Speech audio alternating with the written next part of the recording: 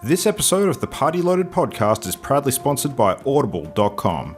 Check out their awesome catalogue of audiobooks with over 180,000 titles to choose from. And be sure to grab a free audiobook on us and support the show by visiting audibletrial.com/endgame.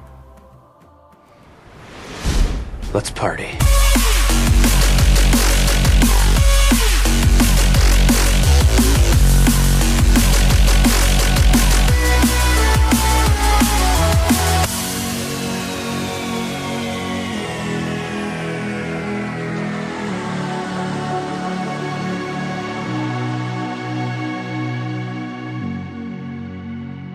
Hey everybody, welcome back. It is another week of Party Loaded. It is time to chat about everything that is great in the world of video games. I'm one of your hosts, Luke Ratelli, partying up tonight with the three gentlemen. We have Christian, we have Matt, we have Adrian. Hello, gents. Good evening. Hello. Yeah. We have a good amount of people here to talk about a good amount of gaming things. That's probably where I'd sit at the moment. I'm getting this distinct vibe in the air at the moment that we're sort of on the cusp of everything getting a bit nuts. Does anyone else share that kind of feeling right now? I think everything's going to explode around when Spider-Man comes out and then keep going from there. It's definitely that time of year. I think I'm going to explode when Spider-Man comes out, so it's all in theme. Yeah. Your arachnid's a rat.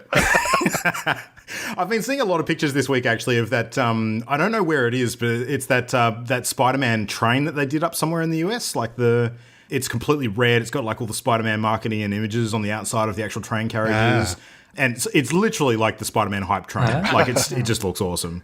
So it actually must be in New York now, because that's the logical place to put a thing like that. I just keep seeing GIFs of all the funny interactions Spider-Man has with just people on the street in that game. There's like a thing where if you press like the attack button for a civilian, then you do like a funny interaction with them instead. Yeah, right. Yeah, I've gone more of the gone friendly complete media stuff. blackout on Spider-Man. So I remember. I haven't. Yeah.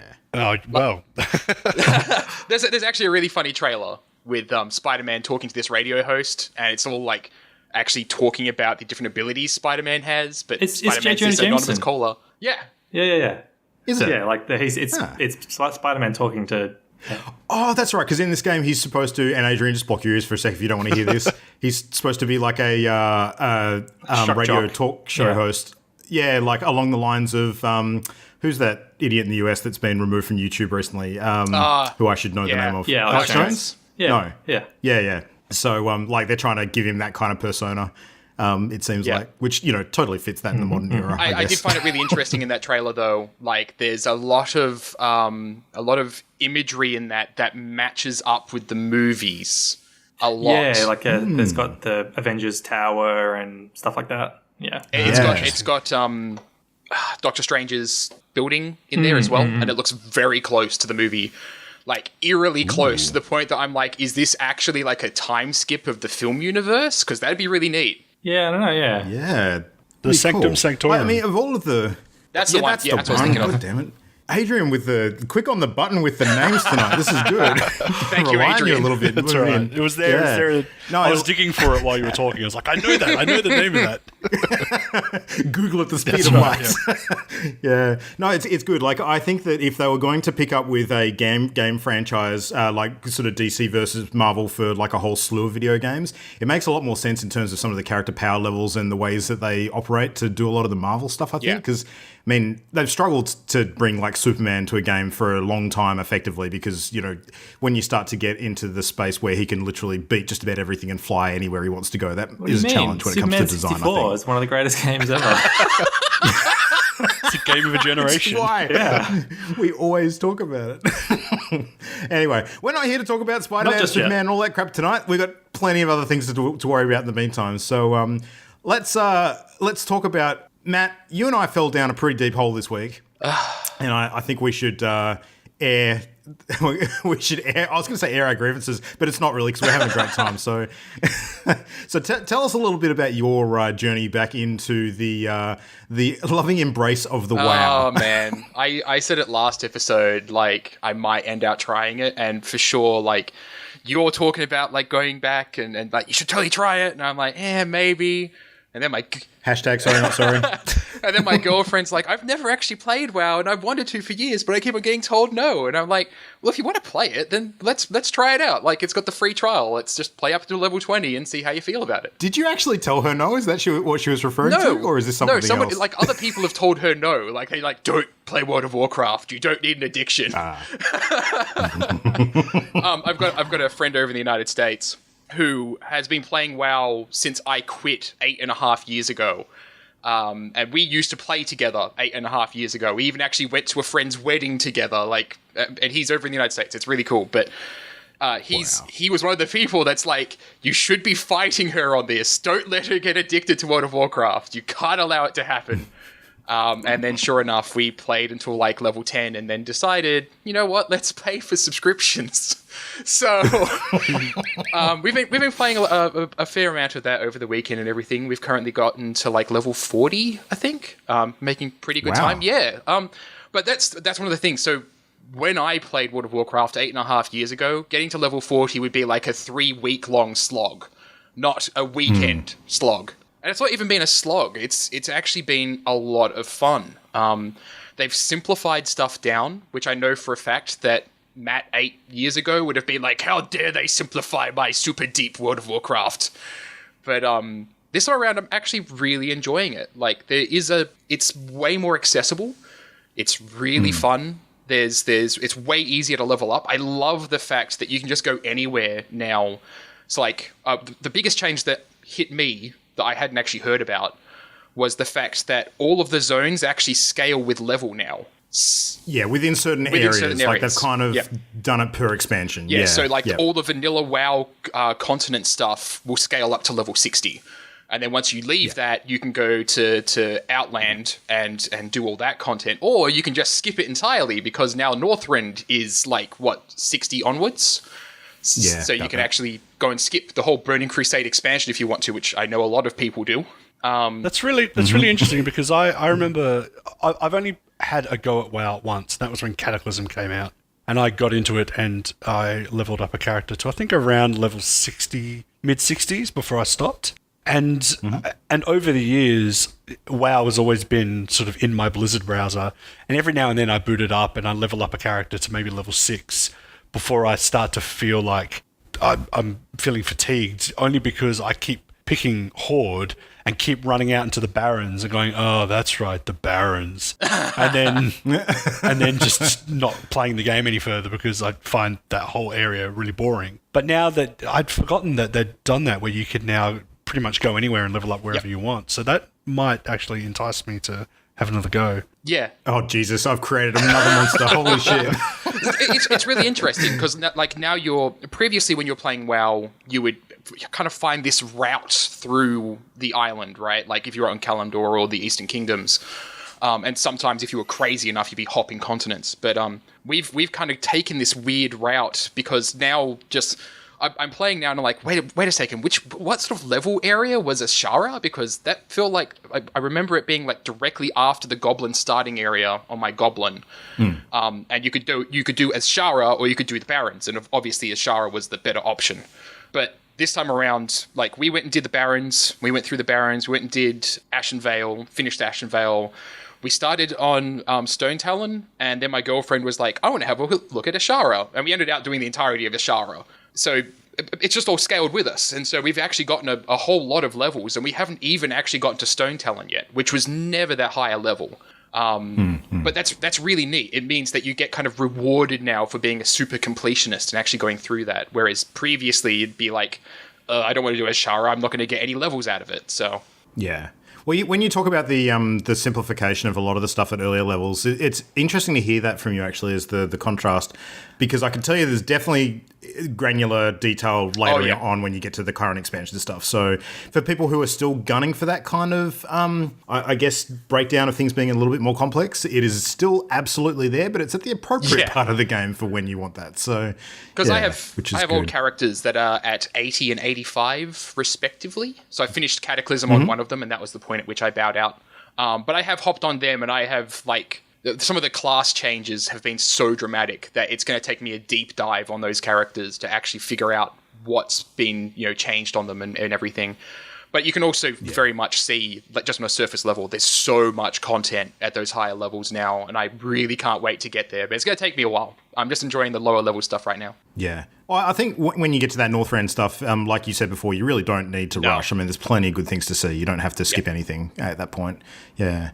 No, but what about you, Luke? Well, yeah, well, I mean, obviously my focus has been on the new stuff, so the Battle for Azeroth actual content. So, kicking off with the sort of intro cinematic and the first sort of battle, which is basically the Alliance laying siege to Lordaeron, which is basically where the Undercity is. So Sylvanas Windrunner's sort of place of power from prior to when she took over command of the Horde. And, I gotta say, I'm well and truly on board the fuck Sylvanas bandwagon now because she does some pretty bad shit. Yeah, I mean, I won't go into spoiler detail for anybody, but man, she's a mad bitch. Just does not care about spending her own troops' lives on everything. Hey, Sylvanas, that's the fairy type that Eevee evolves into, right? Yeah, sure. It's exactly how this tale goes. I know nothing about the WoW story, but I've just seen on Twitter people just hating Sylvanas. And yeah. It's become a meme, basically. The crux of the complaint is that, like, the whole thing with the Horde and Alliance is that the Horde, while they're kind of, softly positioned as the bad guys in the dynamic, at the end of the day, they're still a faction that is completely full of honor, and they're just sort of some of the more feral and tribal sort of races, like the Orcs and the Tauren and that sort of thing. But, like, there has definitely been extreme elements of evil that have come from the Horde side, but even the Horde has kind of come together to fight against them because they recognize that they're a big problem for the entire world. And I think this is going to be another one of those examples. Like, Sylvanas took over as chieftain of the Horde in the wake of the big events of the last couple of expansions. And she seemed like a decent idea at the time because she comes from a background that is, very grey in a lot of areas, but she hasn't sort of been overtly outright evil to this point. But now, it's flipped. She's just, What I've had a hard time it's revenge at all costs. piecing out is whether or not the tweets I'm seeing, are they angry at how she's being written or angry at her as like a well-written character? Like, I've got a sense that some people don't like the direction the writers have taken her. Yeah, it's super subjective, I think. So as a really old school Horde player that got super into the lore back in the day and is finding himself kind of getting back into the lore now, like, The problem with the Horde is that the Horde keeps on changing leadership almost as much as Australia changes leadership. Relevant. No, not that much, man. Fucking hell. It's like every 2 years we get an expansion. That's like way better batting average than Australia politics. But the bigger problem is that, like, it all kind of, it's all Thrall's fault. Quite honestly, it's all Thrall's fault. Damn that Thrall. He made Garrosh leader, and then from there, that everything just went downhill. There was actually an entire raid about killing the Horde leader at that point because he was so evil, and none of the Horde liked him. And then they've gone and done this thing with Sylvanas, where it's just kind of a rehash of that whole story. But hearing the writers talk about it, they're talking about, like, oh, it's all grayscale, and will the Horde rally behind Sylvanas and all the evil stuff she's doing, and will the Alliance rally behind somebody that's going to be really pushing to just get revenge on the Horde, or are they going to take the high ground? And there's a potentially interesting story in there about, like, the identity of each faction and what they want to become. But the fact of the matter is that the Horde's already had this discussion, Like, they had that discussion when Garrosh was around. They didn't want to be evil. They got rid of him. But now we're having it again. So it just feels like treading old territory. But I am kind of hopeful that they're going to pull something interesting out. I have also made the joke in past that WoW has story. Like, I don't know. I'm not holding my hopes too high. Yeah. Look, World of Warcraft has a ton of story. It's just that a lot of it's very derivative. Yeah. So they're not shy about sort of, I wouldn't say stealing, being heavily inspired by a lot of different sources of content. So, Adrian, you probably going to be a good example of having noticed this because I've been posting a lot of pictures of some of the new areas that I've been going through in the game over the last week. And one of them in particular, which is a very sort of Aztec-y themed sort of dinosaur lizard heavy sort of zone, which is where the sort of new trolls are. Anyone who has played old school Warhammer before will just look at that and go, that's Lustria, that's the Lizardman continent. It's exactly the same, basically, in a lot of ways, just with trolls instead of lizardmen, as the in the seats of power.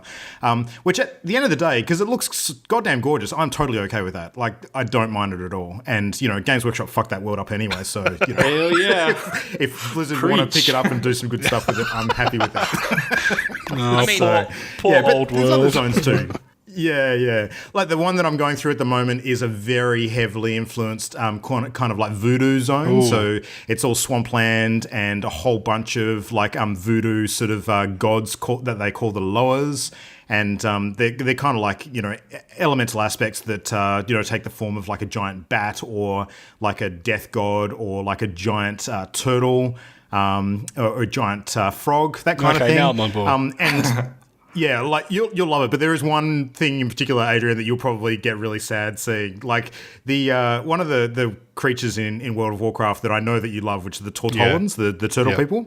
So the turtle Loa is the biggest of the four. And minor spoiler for anybody who goes through this section. And Imogen, if you're listening to this, skip ahead 5 minutes until you do this area, because I know you'll be pissed if you listen to me say this. One of the four is actually dead, and you discover it sort of as you're going across the map. And it actually is so big that its corpse actually forms one of the major zones. Wow. Like you actually end up going through its innards. Ooh, so it's huge. Yeah, okay. Yeah. But it looks great. It's really, really cool. The characters are great. I mean, you do skip through a lot of the text as you're doing the quest because it's kind of like, yep, accept, just get on to the next thing, just do the next thing. But there's a lot of voice acting in the game now when you're picking up quests and interacting with various characters. So you actually, the benefit of that is that even if you're ripping through the quests at a great rate, like you'll catch a lot of the voice acting content and that'll fill out the story for you. So, right. Which is good. But I have a question. Mechanics-wise, I'm enjoying it. Having played WoW for maybe a couple of months in the past and getting a certain distance into the game, obviously when you jump into a game where a lot of the new content is sort of at the higher levels, I know that often MMOs will offer that option where you can like boost a character to a higher level so you can experience that content from the go. But as someone who's been out of WoW for a long time, that always intimidates me because I wouldn't want to boost a character to that higher level and just not know what to do with that character. I'd just be like pushing random buttons and flinging spells at things and have no clue what I'm doing. If you were to boost a character to a high level to enjoy that content sooner, do you think there's a steeper learning curve? I mean, that almost might sound like a silly question because you would assume there would be, but is that kind of beginner sort of attitude that WoW's been implementing, is that still available at those higher levels? It is, and I think that they're really clever in the way they've done it too, because what a lot of people tend to do when they sort of come back to the game after a gap of a year or two sort of between expansions, because a lot of people play the heck out of an expansion for, say, three to 6 months, and then they leave it until the next big one comes out, which is fine. And I think they've kind of accepted that that's the norm now. And when people dive back in after that break, often they've forgotten a lot of stuff. There's been sort of changes to the game that have sort of changed the way a few different things function. But more importantly, people tend to jump in with a new character class, and they need to learn sort of from the ground up how to play that class and play the game all over again. And Blizzard have been really clever with the character boosts. Like when you boost a character for the new content, it actually puts you in like a very small starter zone for that high level, which teaches you how to play that character class again before jumping into the story content for the expansion. Okay. So yeah, they're real clever about it. I don't think you'd have a problem at all. Like a lot of the basic kind of how to play WoW stuff you pick up very quickly. So okay, interesting. Yeah, so yeah, and I'm just doing my best to convince you to sell your soul to another devil, basically. So, well, I am in that kind of limbo period where I've finished a game and I'm looking for something new, so who knows? Yeah, well, you'll be in that limbo period for all of a week or two, I suspect. Jump in and play with this. Like I've been questing a whole bunch with Imogen this week, and we've been having a great time. So, yeah, sure. Yeah, it's a lot of fun just running around with someone and just going goo over the story content and the new visuals and that sort of stuff. Yep. And she's similar to Matt. Like she's a relapsed WoW addict as well. Sort of having come back in and realizing that this is just the way it's going to go every couple of years for us. So. Which is fine, yeah. But anyway, we won't talk about WoW all night because it's a big, weighty topic to cover. Suffice to say, enjoying the hell out of it, good content. Won't talk about the mechanics too much, but I think they've done a good job. They've kept some of the great stuff from the last expansion in, and they simplified some of the stuff that didn't need to be as chunky, so is good.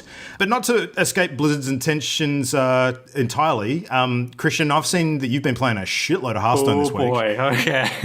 Yeah. I've been playing a lot of Hearthstone. So what's going when I was on 2 weeks ago, because I missed the podcast last week, I mentioned that I got right to the edge of hitting the legend rank in the first week of the season, which is like a monthly season, and then I failed. Have you been rage laddering? I've been rage laddering ever since, and I've been hovering between rank 1 and 2 like for the last 2 weeks, and I used like a deck tracker that tracks how many games I've played each season. It gives me different stats.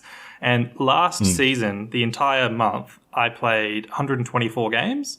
This month so far, I've played 482. Whoa. Holy shit. Yeah. Wow.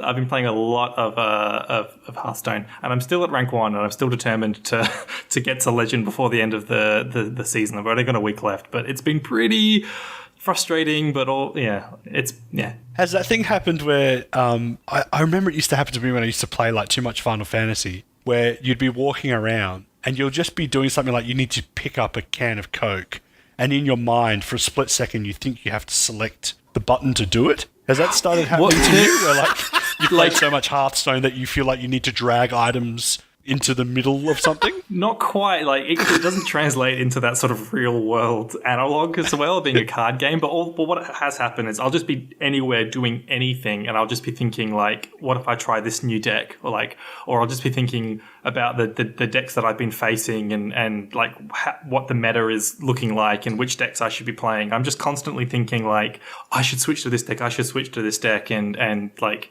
trying to outsmart the ladder system all the time, and taking risks, and it's. And people think that WoW players are addicts. Holy shit! Yeah.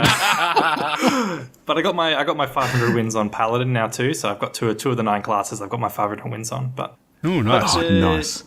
New stuff today came out, which is the new PvE content. So Blizzard have started, instead of selling like packaged adventures like they used to do, each expansion now has free PvE content. And this one is the Boomsday project, the puzzle project labs. And so it's, instead of being like PvE deck battles, it's just like a set board of a puzzle, and you need to solve the puzzle with the cards in your hand and the minions on board. So there's like 4 different categories. There's ones where you have to kill the opponent just based on the cards you've been given. There's one where you need to make a mirror copy of the opponent's board, so that he'll have like 4 minions on their side, and then you need to have an exact duplicate of all of the minions at the same health on your side using the cards you've got. Board clear, where you need to destroy all the opponent's minions somehow, and then survival, where you need to heal to full health before, in one turn you need to like heal to full health, and it's really cool. Yeah, way back when I was a kid, I don't know if you guys remember this, there was an old magazine called Duelist Magazine, which is kind of like the official magazine for Magic the Gathering players. And they used to have a segment in that magazine, like an article every month, which was kind of like a puzzle where they showed you a game that was halfway in progress, and basically you had to try and win the game from that point using the picture that they gave you. And it's almost like that. Like it's kind of... It's really... And it's something that people used to do on Twitter and Reddit, I've seen, where people have taken like a screenshot from the middle of one of their games on ladder, and they would say, find lethal here, and like sort of crowdsource solutions to tricky board situations in a game. And this is just... sort of making that official and structured. And I think it's really cool. It teaches you it's actually such a valuable learning tool for improving your game as well, because you learn about so many different interactions, and you learn to think outside the box with the cards you've got so well. And I can see so many people realizing, different mechanics about the game that they hadn't actually thought about, and the importance of ordering correctly and attacking in the correct order and all sorts of things. So I think it's really cool. The great thing about it as well is it's completely free. Like, you literally don't have to buy anything to play this content. Like the Boomsday project expansion it's card packs that you can buy, but this content doesn't rely on you having to buy card packs. So if you just download Hearthstone and install it, you've got access to all of this for nothing. Yep. So that's awesome for new players. But yeah, the slightly disappointing thing that I have realized about this one compared to some of the other PvE content they've done with other expansions is that when you're actually sort of playing against AI controlled sort of enemies and drawing cards through your deck, and there's that random element involved, the chance of failure is still there if you make the wrong decisions and you still have to actually play a game. But with these, because they are set puzzles, like if you read the solution, you can literally just do the solution. Like step by step, you can just complete each level like that. So of course, all the big sites have kind of got the step-by-step instructions on how to complete every single one of the puzzles. And I'm just like, come on, guys, this is something that, like, don't use that.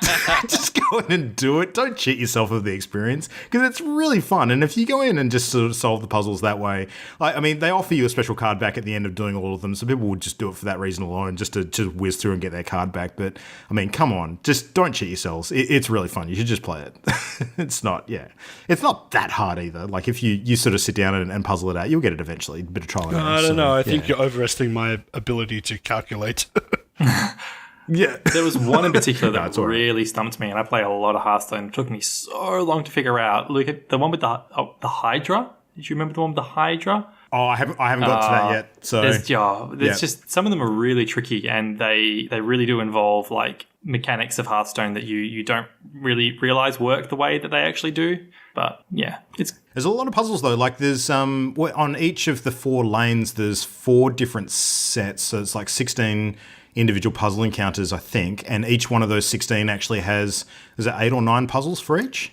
So it varies. I think sort of 5 to 9 I've seen. Yeah, so you're looking upwards of about 60 plus puzzles, and then more, each of the lanes has a Dr. Boom mode too. So after you finish the lane, there's a boss mode where it's Dr. Boom for each of those 4, and he has like 4 or 5 puzzles himself for each lane. So that's another like 20 there. Yeah. It's cool. It's very cool. Anyway, that's our Hearthstone corner for tonight.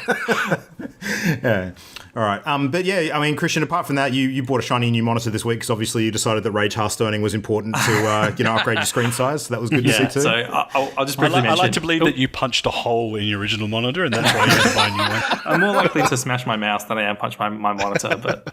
I bought a new like gaming monitor because I built my PC over a year ago now, and it's quite beefy. And every game I play is always fully maxed out, and I've always felt that I'm not making the most of what my rig can actually pump out. So I went and bought a shiny 1440p resolution, G-Sync enabled, 165 hertz IPS panel gaming monitor, and it is super sexy. Yeah, I've been playing a bit of Wolfenstein: The New Colossus on it just to see how good it looks and how smooth the motion is, and playing at like 120, 130 frames a second and vivid colors and sharp resolution. It's just really, really nice. Awesome. I think that would be an amazing monitor to rip and tear a whole bunch of demons on.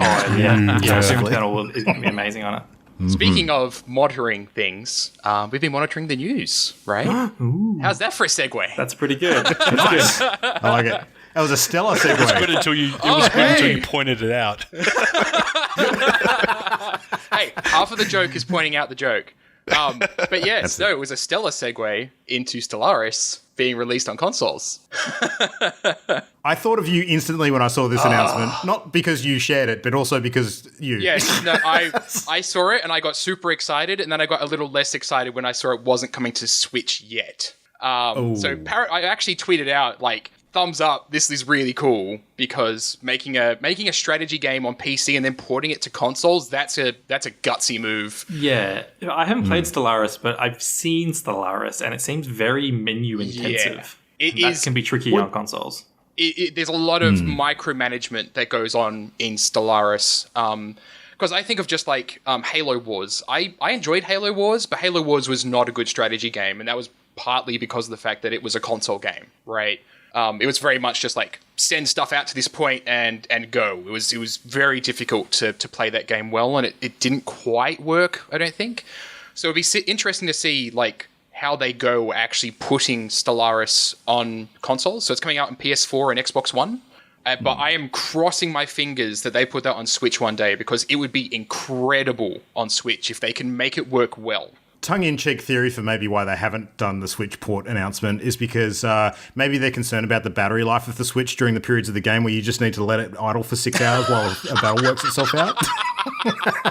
I think that it's probably less that and maybe more like there's a lot of game in Stellaris. You're not wrong, But I think it's more a matter of processing power on the Switch that they're trying to work out how to put it in that right now. But at the same time, if they can make it work on Switch, I think that would be really good. They have to make it work on the other consoles first. If it can work there, then it will work on Switch for sure. Mm-hmm. And speaking of Switch ports, Saints Row the Third is getting a Switch port, which is... Isn't it hilarious that we were just arguing about Saints Row last week and this comes up? I mean, it's still better than Grand Theft Auto. Saints Row the Third. Isn't Saints Row 4 already out 4 years ago? Why Saints Row the Third? Why now? I reckon that there's probably a few issues in terms of like soundtracks and such. Oh, yeah. With releasing like earlier ones. Saints Row 4, though, I think that they're leaving that for later, and they're just going back to the earliest one that they can release now, which would be Saints Row the Third. I think it's also a matter of sales, because I don't think Saints Row 2 sold as well as Saints Row 3 did. No, Saints Row 3 definitely sold more. But what about Saints Row 4? Yeah, I think they're just releasing 3 because releasing 4 and then releasing 3 would be weirder than releasing 3 first. Skip 3 altogether. Nah, Yakuza gets away with it all the time. This is not a problem. But either way, I am super excited about that port. I love Saints Row, and being able to actually play that on the go, it's one of those games that I'll just replay all the time because I just love it. It's so much fun. So, is the third the one with the dubstep gun? Yes. Or am I getting that mixed up? Yeah. It is. Okay. No, that's 4. No, I'm pretty sure Saints Row 3 has the dubstep gun. I'm pretty sure. Hang on. I'm pretty sure that's Ratchet and Clank. No, Saints Row 4 has the dubstep gun. I'm pretty sure. I remember playing it at a PAX. No. Yeah, you're right. Yeah. Because the Saints Row series is one of those series where it starts off pretty standard. Saints Row 1 is just like GTA with a bit more comedy. But then as you get further and further into that series, it just gets more and more ridiculous. It's like the trajectory of the Fast and the Furious franchise, really. Yeah, pretty much. So I think you're right, because I'm thinking about it now, and I think they introduced the dubstep gun in one of those levels where it's you're in a Matrix version of reality. Yeah, and you can do the super jumping and stuff. Yeah. That was when you're breaking out of the Matrix essentially at first. So I think you're right. Yeah. Yep. All right. Well, I'm not going to play Saints Row the Third, but for anyone who did, maybe they would order on Amazon, or maybe they won't, because Amazon's super less popular this week after a couple of announcements they made. So, I think that we had a bit of a chat before the show about this, and the timing is curious in terms of Amazon maybe trying to get this one announced under the radar while a lot of the excitement and buzz is going on around Gamescom this year, which is just kicking off now, isn't it? Yeah, it's today for us, isn't it?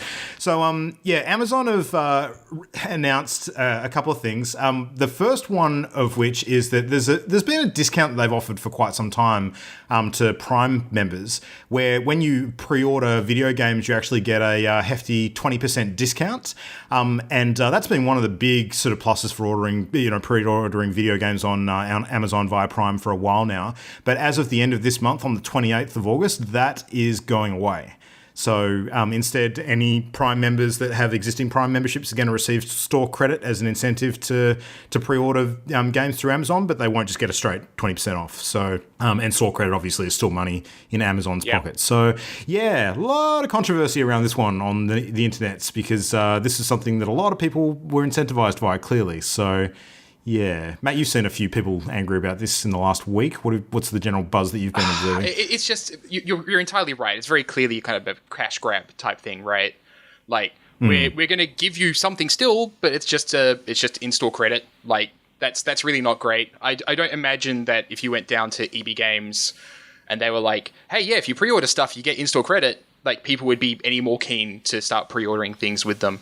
For me, with Amazon, if I was going to pre-order a game over there, because I know for the fact that I'm going to have to wait, a couple of days or a week to actually get it compared to just going down to EB, losing that discount on the pre-orders really kind of makes me think maybe I should just go down to EB, Yeah.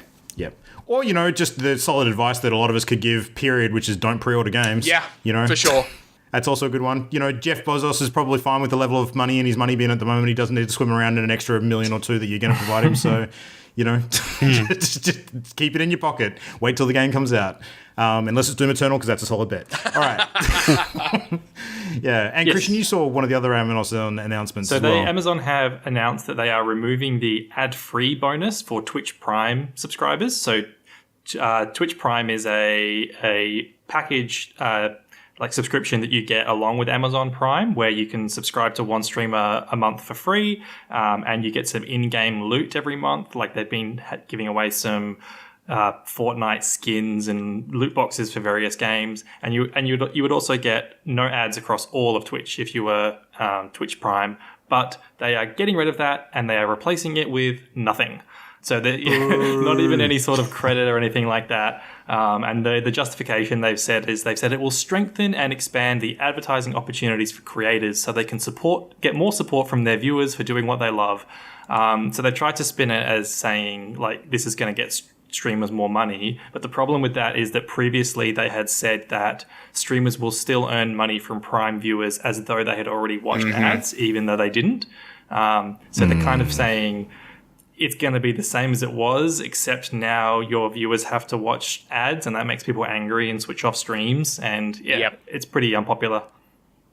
It's actually slightly worse than that, because what Twitch has done as well is they've actually launched another service called Twitch Turbo, which is the ad-free version. Yeah. So now if you actually want the ad-free stuff, you want Prime and Turbo. Twitch Turbo's actually been around longer than Twitch Prime.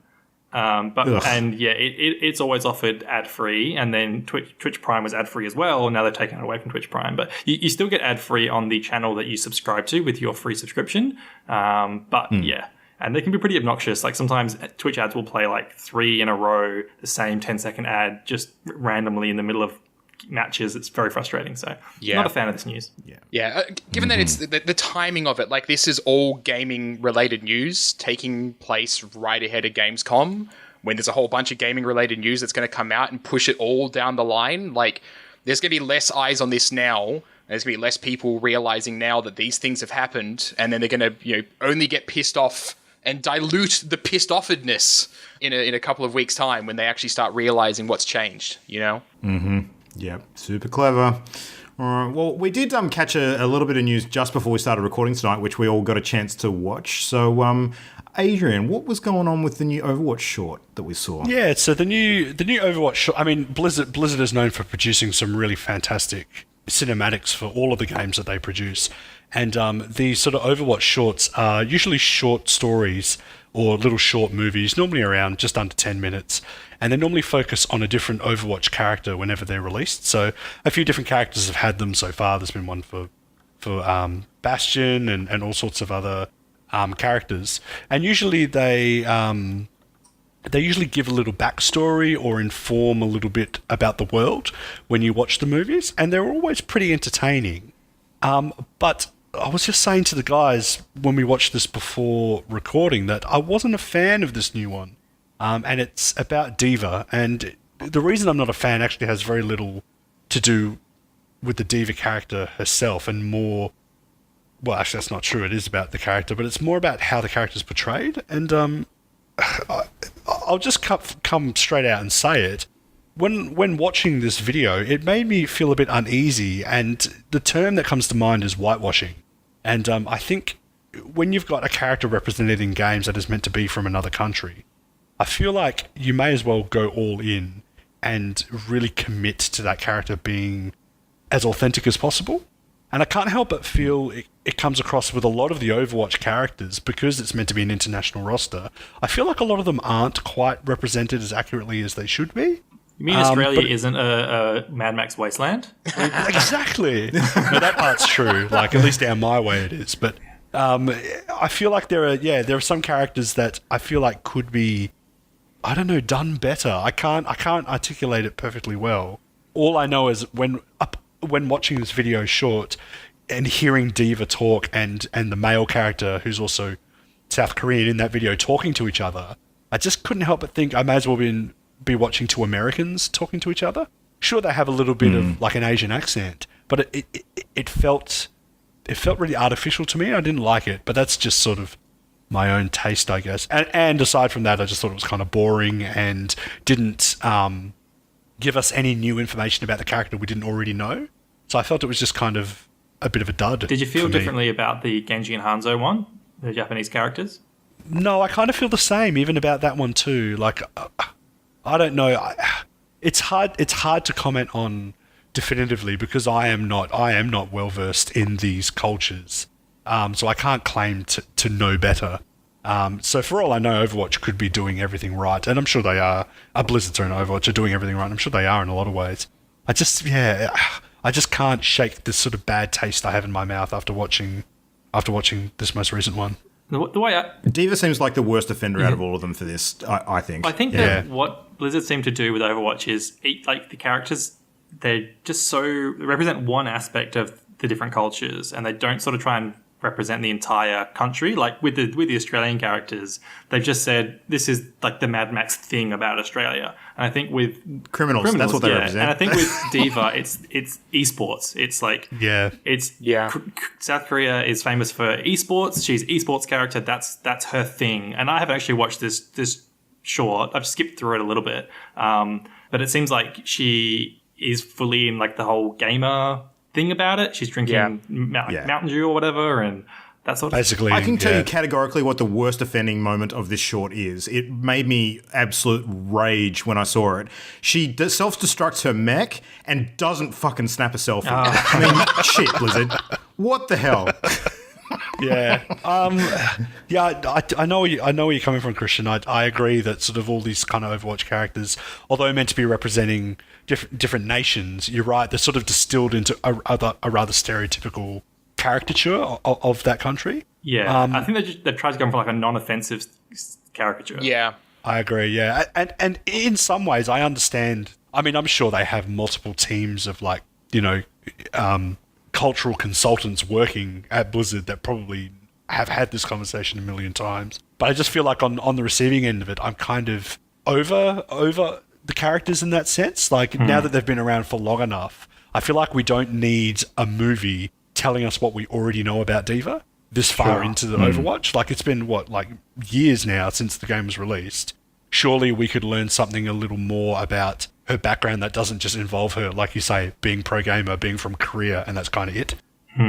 I agree. I think that the biggest lacking part in line with that is that it didn't have any information at all about how she connects with the rest of the Overwatch characters. So, it sort of centered in on her personal story. And what a lot of the other videos do is they sort of have a tie-in to why this player or this fighter is actually aligned with, either Talon or the main sort of Overwatch team. But this had nothing. So you've got no idea why D.Va would actually show up in battle with any of the other characters. Yeah. It just seems like a weird thing. I do kind of disagree with that a little bit, mainly because of the Bastion video, where it doesn't actually have, with Bastion's little movie, it doesn't indicate at all why he would be part of Overwatch. It just shows it just gives his story. The difference, I think... He's a sleeper agent. He's there to try and kill Reinhardt. Come on.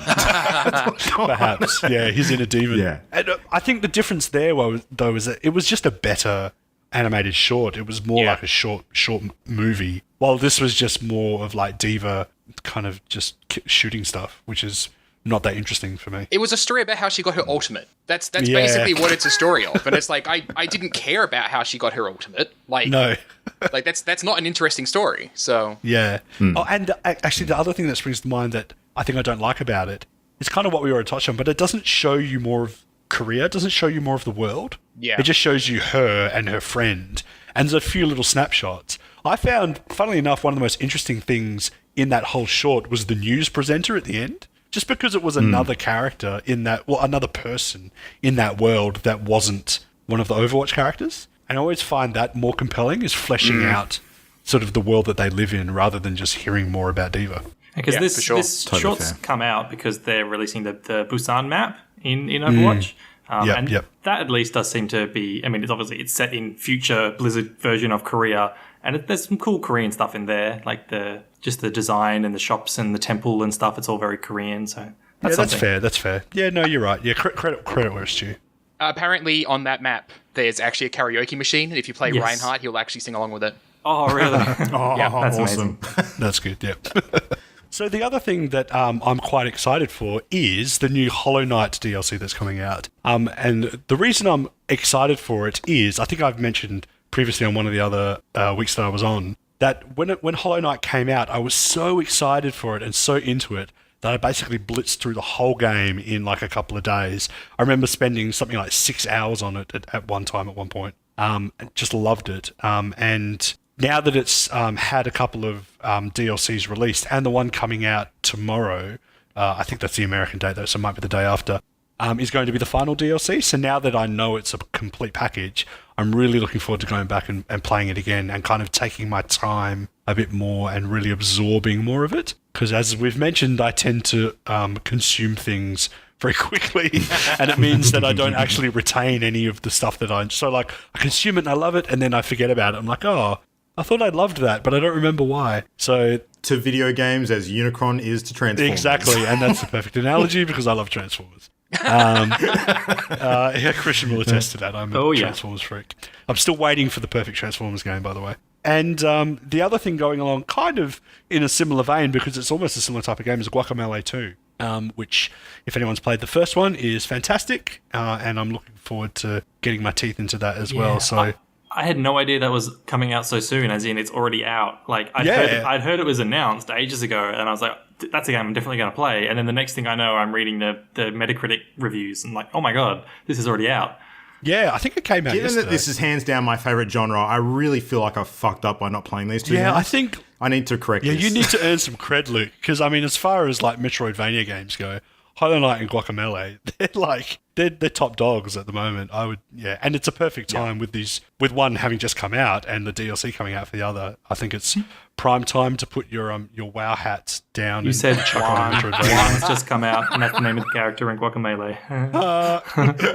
Excellent. What can I get it in before Spider-Man launches? That's the question. I'm going to have to give this a go. Yeah. One thing I'm actually really interested in, and I'd like your guys' opinion on this, is Guacamelee. The first one and Guacamelee 2 has that sort of function where you can be playing together with a friend at the same time on the same screen. And I feel like it's a feature that's probably added for the express purpose of people playing together. But in my mind, that just sounds really annoying. Like, I can't imagine playing a... Well, if it's like Cuphead, like playing Cuphead with two players actually makes the game more difficult because of all the chaos it puts on screen. Yeah. So I wonder if it's anything like that. Is that going to be local play only? I'm not sure. Can we actually do two-player co-op online? I haven't checked. I mean, for the game, it's like it makes total sense when it comes to the combat because it's like a luchador-themed game and you're doing like wrestling moves and fighting and tag teaming. That totally makes sense when you're in a room with enemies fighting. But because so much of the game is like Metroidvania-style platforming, I can't imagine that being too enjoyable with two people jumping around and getting in each other's way. I don't know. I just can't visualize myself enjoying it with another person for that section of the game. I just checked and it is local co-op only, by the look of it. Yeah, I watched a Let's Play of Guacamelee 1 where they played it in co-op, and it did seem like, as I was watching it, it was frustrating to watch, and I was like, if I was playing this, I would just want to be doing it by myself because, those tricky platforming bits, you just want to do it by yourself. Otherwise, it's... That's what I thought. Dumb. And the sections, I saw that in the trailer for Guacamelee 2, it's got a similar power this time that it did in the first one, where there's an ability where, like, mid-jump, you can flick a switch and it makes invisible walls become tangible. And you have to, do this tricky platforming tricks where you have to switch between, like, realms to make platforms physical and not physical. And that just seems like it wouldn't work with two people. So I'm not quite sure how that's going to fit in, unless your timing just has to be really good. Oh, there's a feature that's just sold me. It's got 300% more chickens. All right. Sold. It's sold. All right, well, just one last thing to cover off tonight before we exit the news. So one that I really wanted to mention because the first game was so goddamn good. So we know that Hitman 2 is coming later this year. And basically, IO Interactive have just announced this week that when Hitman 2 launches, they're actually going to include all of the maps and content from Hitman 1, which was released as a season sort of worth of content. It was, episodic release sort of structure. But all of that's going to be included in Hitman 2. So that is amazing. Is this game really just called Hitman 2? They're just calling it Hitman 2. Like, obviously, there is a previous Hitman 2 prior to the franchise sort of reboot, but I don't care that ever existed because the new Hitman is life and it is awesome and everybody should play it because holy shit, it's a great game. I hate modern game naming conventions so much. Oh, so do I. I absolutely do. They should just do away with numbers in all the cases and call it something else entirely. We all know it should be called Hitman Resurrection or Hitman... Hitman, Hitman. Rise of the Hitman. Hitman Just Eternal. call it Hitman and then have like multiplayer. Hitman. Yeah, well, hit that. There we go. Yeah. But no, it's cool. Like, if they do what they did with the first season and have like a whole bunch of follow-on sort of custom missions and elusive target DLC and that kind of stuff, which it looks like that's exactly what they plan to do, they will now have all of the season 1 maps that they can play with some of that stuff as well, and that is a super good thing to be able to muck around with. So yeah, it's kind of like a half sort of third-person kind of action shooter game and half puzzle game. It's amazing. If you guys haven't played it before, and I know that this sort of setting with regards to modern day assassination may not be everybody's cup of tea, but the gameplay alone makes it worth it. This game is so goddamn good. The only Hitman game I ever played was the very first one, and funnily enough, I remember loving it. I remember loving that game and playing it through more than once, and I remember it being a really novel new experience because I'd never played a game where you had to complete the game by doing that kind of covert sort of assassination activity. Things like putting poison in people's food. I was like, oh, I've never had to do that before in a video game. So I remember that. Apparently, there's shit in the new one with mirrors as well. Like they're going to actually have built into the game. Like you have to be careful when you're crossing reflective surfaces because now enemies will actually see your reflection and be alerted to your presence. Oh wow! So yeah, stuff like that is nuts. That sounds like too much to worry about. That would give me anxiety. Possibly. Yeah, November is when we can look forward to that. So that's going to be a good time. Hopefully I've gotten through everything else by November. I'm not going to have gotten through everything else. Good luck finishing World of Warcraft by November. Oh, holy shit! I'm just not gonna sleep anymore. That's it. All right. Anyway, let's get on to tonight's main topic because we're running long as usual. But we wanted to chat tonight about something that we've kind of been discussing on and off this year because it's kind of dripped in and out of the news with various different things that have been announced. Game launches. So interesting topic, this one. Now, game launches as the way we kind of want to frame it tonight. We're talking about a lot of the programs out there from the various different publishers and sort of big developers that allow you to actually launch game software from within their interface, but often are bundled with other important features too that actually make it worthwhile having on your computer in the first place. So, and we all know some of the big names out there because if anyone hasn't heard of Steam at this point and is a PC gamer, then what the heck have you been doing? But we're going to specifically tonight talk about PC-specific game launches and not console-related ones because the consoles themselves kind of have their own ecosystems that handle this sort of stuff and include all of their community and networking features and sort of online marketplaces. But, the actual need for a separate launcher application is a pretty unique problem to the PC gaming market. There's no competition within one console. There's competition between consoles, but that's a different thing. Yeah. So I don't think it's unfair to say there's probably a lot of people out there that when we sort of bring up the topic of game launches, they say, what, there's something other than Steam? Yeah, that's probably me, actually. Yeah. So, but Adrian, you're probably a good example of this because, you have probably been using another launcher for quite some time and not even really considered it to fall into this category too, which is Battle.net. Yes, Battle.net, yeah.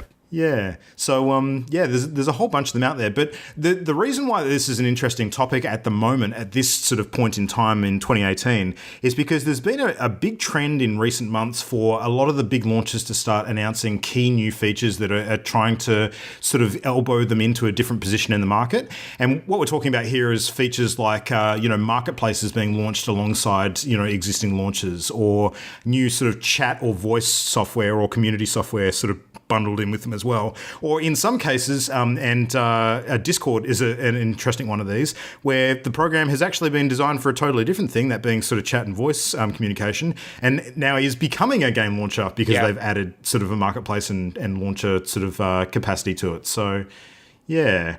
What do we all think about this sort of trend of the lines being blurred at the moment and a lot more competition out there in the market besides the Steam that we've sort of been shackled to for so long? Yeah, I think you can see that everybody's trying to currently one-up each other because it was only like a week and a half ago that Discord went and announced that they'll have their own marketplace, that there'll be a united launcher, which is really, really interesting. Like they don't care about party lines in the way that Steam does, right? Like they will just be like, yeah, if there's a game installed on your computer that's in a folder that looks like your Steam library, you can now launch that from Discord. If there's a game in a folder on your computer that looks like it's in your Blizzard Battle.net game library, you can launch it from Discord. Like, it's basically plugging into all of that stuff and pulling it all together.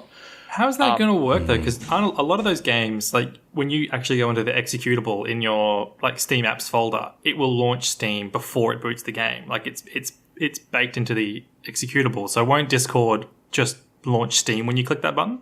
I am making a bet here. So there's a whole concept of APIs, right? And being able to plug into APIs for things. So like if you look at the Ubisoft launcher Uplay, like that exists literally pretty much just for DRM. And that always gets launched by Steam whenever you're launching an Ubisoft game, right? Yeah. So it'll go and plug into the Uplay launcher API to request permission to launch a game, and it will send over credentials, and then Uplay will say, yep, this is confirmed, and will launch the game. So I imagine that Discord is doing something similar, but with Steam games and such, it's not actually that difficult. Like it would, right now, you basically go and tell Discord, this is my Steam account. And so it would just be checking your Steam account credentials against the launcher, I imagine. It really depends on the tech behind how that works. I'm making assumptions here. Wild assumptions. But it's going to be really interesting because I imagine there's got to be a limit. Like there's got to be something in the Steam like terms of service or whatever for devs. There must be something about like your game has to be launched through Steam. You know, like you don't get an option. Like it's not even. Yeah. It's not. It might be there in the terms of service, but you basically are providing Steam with a executable that Steam is bundling up in their own unique fashion. Yeah. Like they are basically their own DRM that they're slapping on top of your game. And it's only really bigger companies or very unique indies that are deciding we're putting our own DRM or whatever on it because Steam just provides that for you, right? So, Matt, I think it might not be a bad thing at this point for any people listening to the show who maybe don't understand the concept of DRM, just to sort of give a very quick overview. Okay. Not just those listening to the show. So DRM stands for Digital Rights Management, and it basically is the modern version of those old CD keys you used to have on games, which might go over a lot of younger listeners' heads now that I think about it. But basically, the whole point of DRM is that you have to have something on your computer that confirms that you actually own that game. So with Steam, it's you have a Steam account and it is in your purchase history that you own that title. And so it will confirm with the Steam servers, you actually own this, which is why, you need to be online to download the games from Steam anyway. It will confirm at that point in time, then it will store it somewhere and go and hide it so you can't just pull that stuff. And it's basically all about preventing piracy. So people can't just go and... If I go and release a game and put it on my own website, and I've just made that in Unity, anybody can download that and then just go and redistribute it on Pirate Bay, and now anybody can download that. If I don't include some DRM... If I go and make a game in Unity and then I tell it, go and pay Steam $500 and say I want to sell it on your platform, it now has DRM because it gets sold via Steam and Steam confirms everything that somebody launches. It's not perfect, but it does, help protect your game from being stolen. But then you have services like Uplay, which I don't necessarily view positively. No, because their DRM is really, really like obnoxious. Like it's basically a second account you have to have on top of Steam because they want to layer on the DRM really thick. And so there's stuff like Always Online is one of those pieces of DRM where it's like it can be a single player game and you may want to play it with your internet disconnected or whatever. But if it has an Always Online DRM, you won't be able to launch your game because it'll be like, you haven't got an internet connection, so I can't confirm you actually own me. Even though it's installed on your computer. And Uplay is really guilty of that. I was going to say, not to forget as well, like around sort of, 5 years ago, this was a very taboo thing as well, like games forcing you to be always online. I mean, the launch of the Xbox One almost died on this concept alone. Yeah, with all the controversy that sort of came up around that time. People don't like being forced into a position where if they're from a country that, you know, like Australia, for instance, that has really shitty internet, you can't always rely on being online. You know, that preventing you from being able to play your stuff is not a fun thing. And any DRM which has been linked to any sort of performance issues or slowdown or connectivity barriers that stop you from being able to play the games that you want to be able to play, that's something that people always want to try and get around. Yeah. So there's been cases like with EA and the SimCity game that came out in 2013, where they claimed that their game had to be always online because they were offloading some of the processing into their cloud server, and they said that wouldn't be able to run on your computer unless we offloaded some of the processing. But people managed to crack people managed to crack that game, which for anyone who's maybe dabbled in something like that at any point with any software, cracking is a way of illegally getting around DRM. People managed to crack SimCity and play it no problem without any sort of internet connection. So that was just complete bullshit. Yeah. And then you have stuff like, there's a lot of DRM that when it comes up that it exists and people didn't know it was getting installed on their computer is really bad. Because there was that whole red shell issue that popped up with Steam games. A couple of Steam games had this piece of software that got installed with the game called Red Shell, which was basically a keylogger. It would actually pay attention to the sort of stuff you were typing in on your keyboard, even if the game wasn't launched. And it was actually feeding information to the people that developed those games about, the sort of websites you visit and that sort of thing. And the whole idea of it was basically to track marketing material. So if you opened up your email that was sent from that company to you, were you actually clicking on the link and following through to go and buy the DLC that they were telling you about in an email? That was the justification for it. A lot of that stuff no longer has the red shell thing added on, and I think Steam really put their foot down on that one. But that's the sort of thing that can go really wrong with DRM. It can be really obnoxious.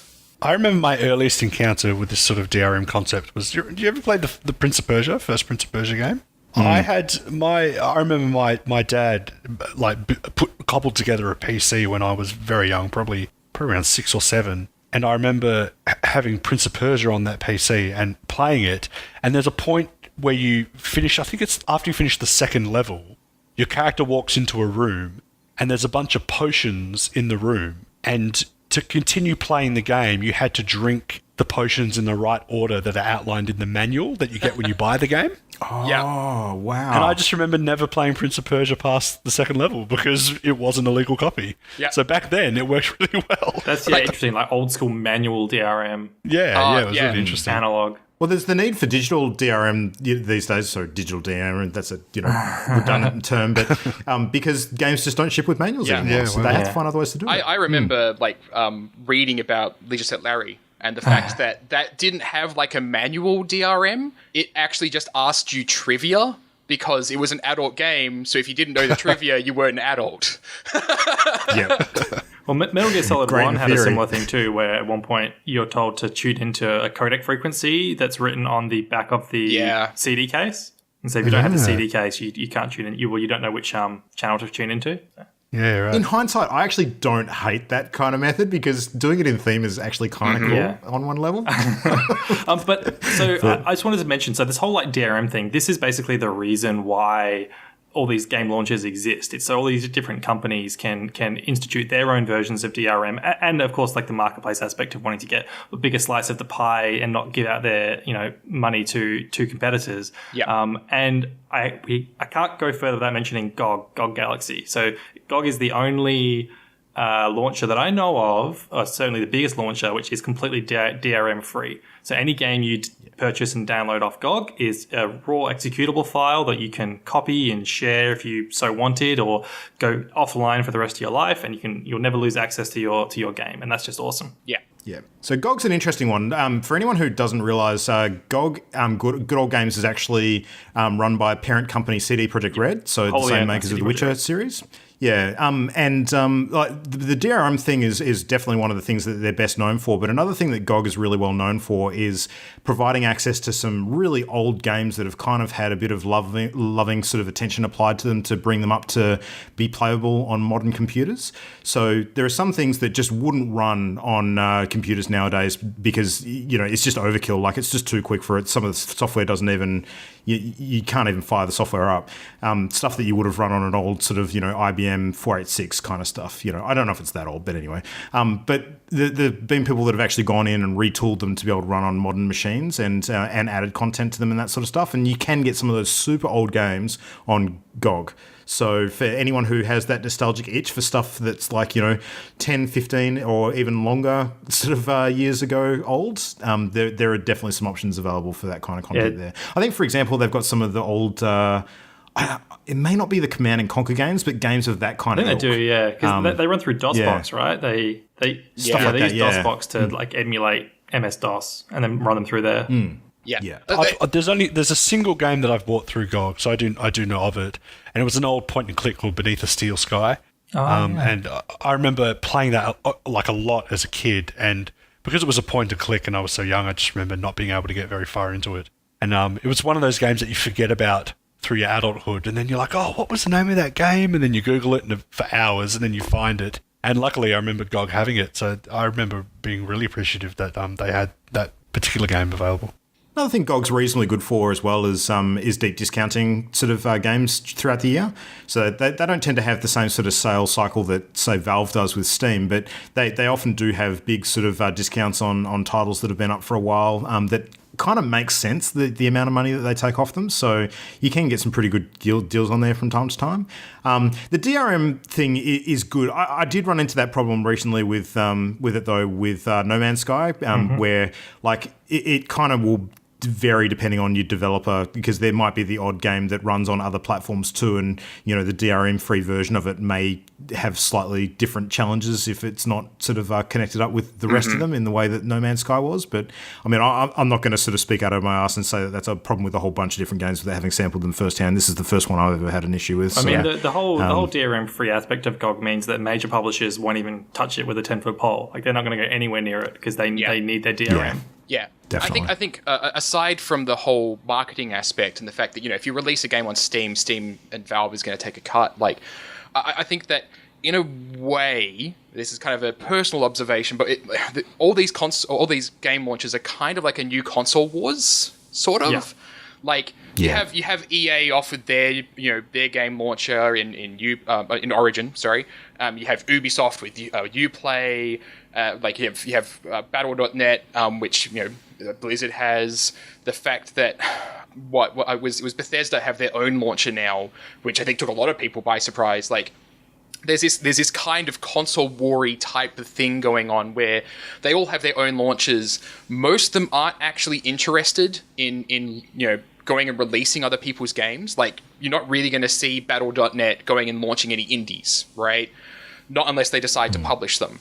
And I think that's one of the other big things you can go and put Battle.net in the same bucket as Origin, but you can't really put Origin in the same bucket as Steam, because Steam is going to launch a lot more indie games, a lot more junk than what Origin is going to launch with all the EA titles, right?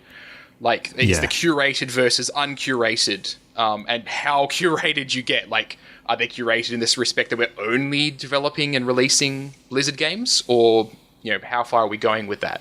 As someone who is not familiar with a lot of these launches, can I just posit the question, like, who gives a shit? Like, on my end, I mean, this is just my honest opinion, like, as a consumer of this content and someone who occasionally uses these launches, when I look at the list of the ones that sort of come up in conversation, like Uplay, Origin, etc., when I think of those launches, all I see them as is a barrier to me starting my game and playing the game. I don't see these launches as aiding me or assisting me or giving me anything that of benefit. So I see them purely as sort of something that the developers or Ubisoft have for their sake. Yeah. So I think that is a perfect segue into what I was going to mention about Uplay and Origin. Yeah, because I mean, anytime I've had to use Origin, it's just been a massive pain in the arse. And all it does is delay my enjoyment of starting to play my game by up to 20 minutes sometimes, when you're like, faffing around, and then you have to download the latest update, but you got to pause all the other updates first and prioritize them. Oh shit, where's the library? Oh, it's over there. How do I launch the game? Oh, first I need to patch it and give it access on my computer. I just want to play the game. How do I get rid of the overlay on my game? Yeah. Oh my god, the overlay. Yeah, What I would say in response to that is there are some launchers that do a decent job of offering something different and useful that actually makes the experience of interfacing with that software worthwhile. Sure. And I think Steam has a ton of useful features in that regard as well. Battle.net is actually getting a hell of a lot better in this respect too, with a lot of their new voice and chat features and the grouping stuff that they've added recently. Yeah. But I mean, they've still got a way to go. I mean, and part of the problem with them is that they are very Blizzard game centric, which, if you're in that ecosystem, then that's obviously a big plus for you.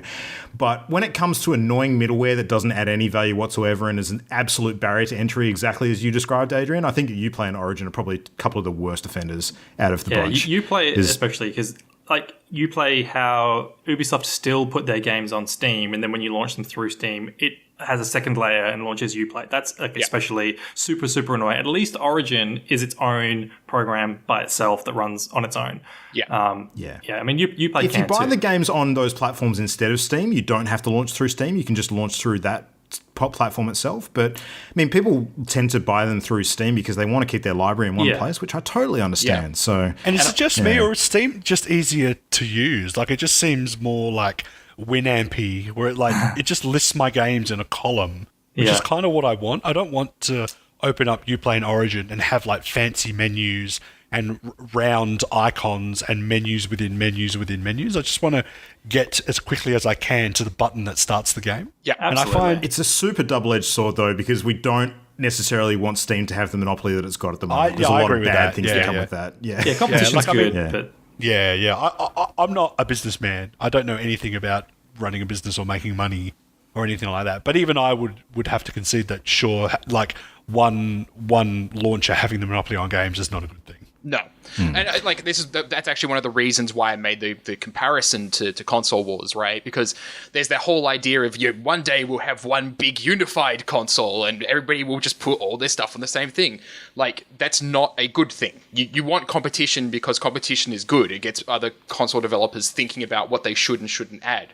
And that's why I think I actually kind of like the fact that Discord's stepping into the sphere, is because them doing so, suddenly Steam's announcing that they're doing a lot more Twitch-style streaming stuff just inside of the Steam interface itself.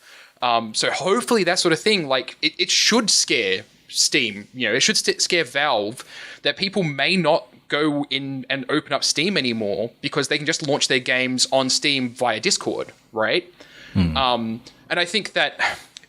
Ubisoft and Uplay, I actually don't mind Origin that much because at least it's fairly customer friendly, even in comparison to Steam.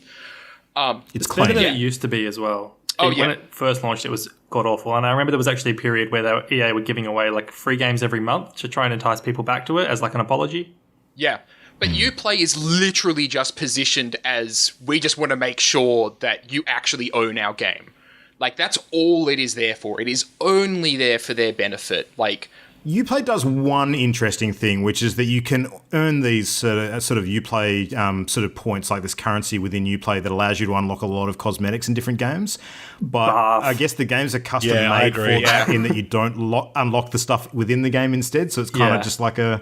to me, that's just like carrying around 4 different loyalty cards in my wallet for one for Boost, one for Nando's. I can't abide those crappy arbitrary points. I don't want my Assassin's Creed gems. Yeah. There is one thing about GOG that I do like that they've offered that's a bit different to some of the other norms, though, which is that in good old games, or in the GOG Galaxy software, one of the features it's got is when games get patched and you have the different sort of patch updates for your various different titles, and if you have a problem with one of them, it actually has a feature where you can roll the game back to a previous version. And I don't know of any of the other platforms that allow that to be done. I know Steam has a fix the game install kind of function, but that just sort of updates it and makes sure there's no missing files or anything, whereas this one actually allows you, and I guess this comes part and parcel with them being DRM free, you can just roll the entire executable back to a previous version that worked, and that is super handy. So I think the other thing, and I'm going to raise this as like a subtopic on this whole thing of launches, is the Netflixification of game delivery. Yeah. And the fact that we're seeing a whole bunch of launches actually going down this route now of you pay a subscription fee to them and you get delivered games for a month. That EA Access, is that one of them? Like EA Access is one. A lot of the consoles do that because like Sony have their own thing on the PS4. That's obviously not part of this conversation, but we're seeing a lot more companies actually going towards that thing because it seems like Discord might be doing that.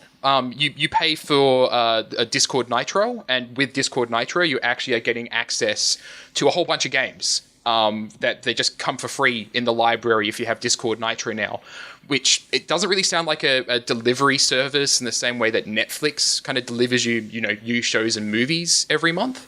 Not yet, at least. They might go down that route with the Discord Nitro, but a lot of game launches are actually going in that direction, and I'm not a fan personally. No, that ties into like the larger DRM conversation, because a lot of the problem people have with DRM is that basically they say, well, I don't actually feel like I own my game. I feel like I'm just renting a license from you to play my game, and then you can take it away whenever you want for any reason. And the Netflix subscription is just a way of them going, yeah, that's actually what we're doing. You don't own your games anymore. You just rent them from us, and I don't like that. I like to own my games. Yeah. There's two incredibly smart reasons for a lot of the companies doing this that I can see at the moment. And I think that Microsoft, with their Game Pass stuff this year, have been pretty transparent about the reason why they're doing it too. One is that people tend to just let subscriptions ride, even if they're not using them actively. Yeah. It's one of those things. Like, WoW's a good example of this too. Like, Matt, I'm sure you would have gone through the phase many years ago when you had a World of Warcraft subscription that you kept for much longer than you actually needed because you convinced yourself that yes, you were going to dip back in there at some point. Like me, my gym subscription. Exactly like that. Exactly like the gym subscription.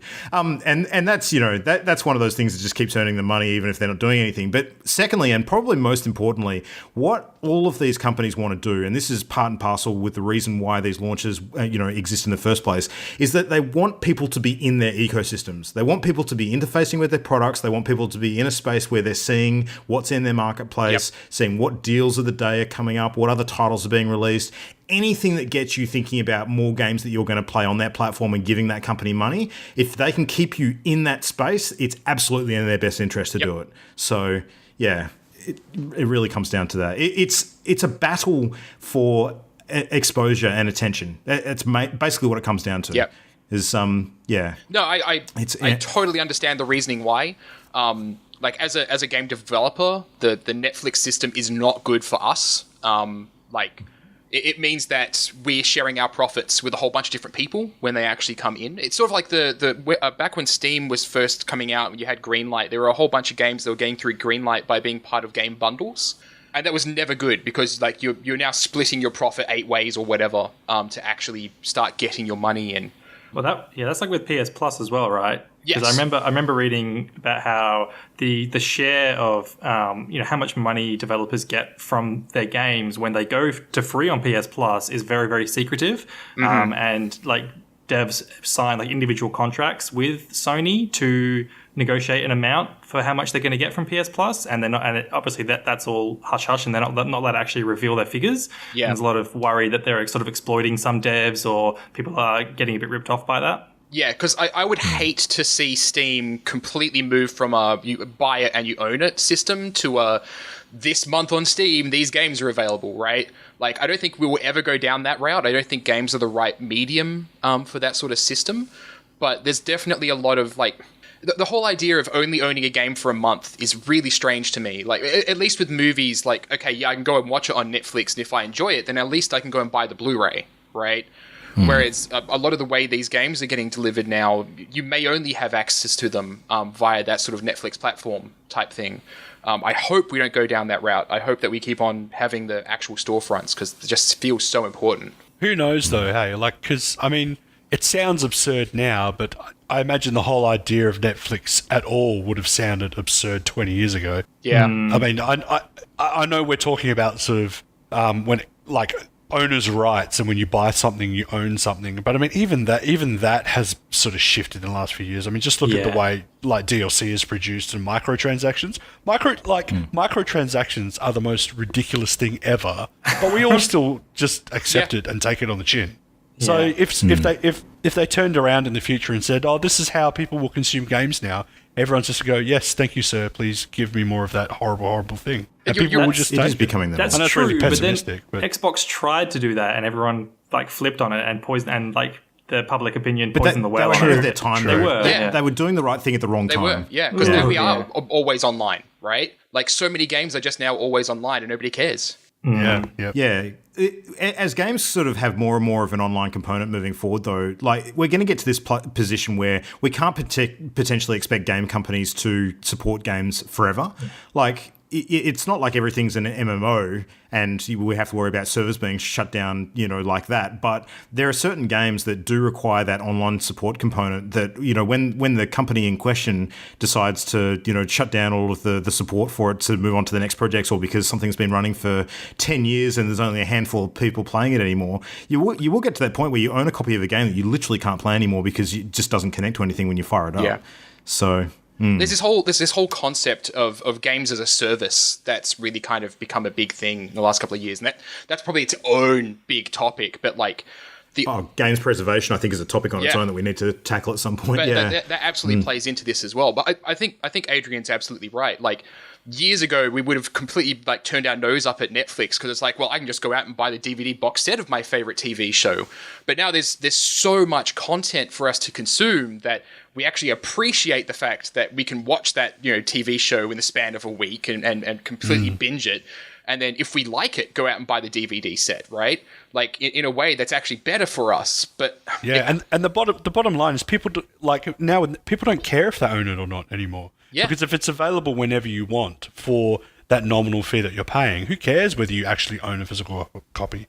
Who cares if you actually own that product? As long as you can have access to it whenever you want, you may as well own it. Which is fine while you have access to it, but it's when you lose access to it. Yes, yeah. But I mean, who knows whether games, may end up traveling down that direction where people are just happy to, just have it that way because that's the way they've been told they should take it. I've just remembered in the news only a couple of months ago, there was an incident. There was a DRM piece of software called Secure ROM that was for a bunch of Mac games, and Secure ROM just ceased operation completely. And there are some games that if you purchase them on Mac, like I remember Metal Gear Rising Revengeance. If you own Metal Gear Rising Revengeance on Mac, you cannot play it anymore because it needed Secure ROM to launch, and Secure ROM has shut down their servers, so you just cannot play that game anymore. Yep, GameSpy as well. Like GameSpy is another really good example. Yeah. Christian, you put out a really interesting article that we were discussing earlier today that was linked off the GOG site, which was a new initiative called the... Well, DRM. It's the FCK DRM initiative, but it's the Fuck DRM initiative, yeah. So did you get much into that? What's sort of going on with this? Yeah, it's basically just CG Projekt Red and GOG. They are trying to promote awareness and just create public sort of groundswell against DRM. They don't have, from what I've read, there's no sort of... no defining thing they're going to do or change. It's really just a public awareness campaign, and they're trying to make everybody aware of what DRM means and which platforms currently offer DRM-free options. So they've got like a list of music, gaming, books, and video services which are DRM-free. And yeah, it's just kind of like a consumer protection warning thing to try and turn public opinion against DRM, which I think is pretty cool. Yeah. So like the main points they've outlined, just to run through them quickly, is that DRM can mean you can lose access anytime. You can't back up or copy or use your games anywhere. You can't access them offline. It erodes your consumer rights, and it's anti-digital preservation. And they're all pretty good points. Yeah. Yeah. Sounds like it. There's some good features that come with, this kind of online connectivity, though, and it doesn't necessarily rely on DRM for it to happen, as GOG has sort of shown. But the ability to have cloud saves for your games these days, pretty handy. Yeah. Mm-hmm. Yep. So, I lost a hard drive just a few weeks ago, and if I didn't have cloud saves, I'd be very, very sad. Yeah. If we're going to just quickly sort of wrap up our overall thoughts on this stuff, I'd say that I'm fine with game launches and DRM and all of that for multiplayer games or living games that do have ongoing releases and content, and I'm happy to live in that world. But for single player games, if we ever get to a point where I just flat out can never play my games offline, I'll be very, very sad panda. I want to see somebody come into the space that mixes things up and makes Valve scared. That's what I want to see, because I think there's a lot of stuff that Valve does with Steam right now that's not particularly consumer friendly, or developer friendly for that matter, that should really be mixed up by giving them actual proper competition. Yeah. I want to see more competition across the board. Like, I want to see more platforms compete with Discord for chat and voice and communication features. I want to see more marketplaces compete with Valve. I want to see more services rise up that compete with Twitch for streaming and that kind of thing. You know, and if a lot of these different platforms, these game launches start to include more of those features and start to blur the lines between what is what, I think that's a good thing, because we're going to have more choice, because people are going to be pulled in different directions for whatever toolkit they need. So, yeah, it's frustrating but necessary, and, you know, I hope it continues to evolve to a place where we all benefit from it ultimately. Yep. Mm-hmm. So cool. All right. Well, good chat, guys. It was an interesting topic tonight for sure. But if anyone listening has any particular thoughts on game launches and, you know, any preferences they've got, Christian, how do they get in touch with us to share that? They can shoot us an email to mail@partyloaded.com. Find us on Facebook under Party Loaded, on Twitter @PartyLoadedShow. And then you can also catch us sometimes streaming on Twitch at twitch.tv/partyloaded.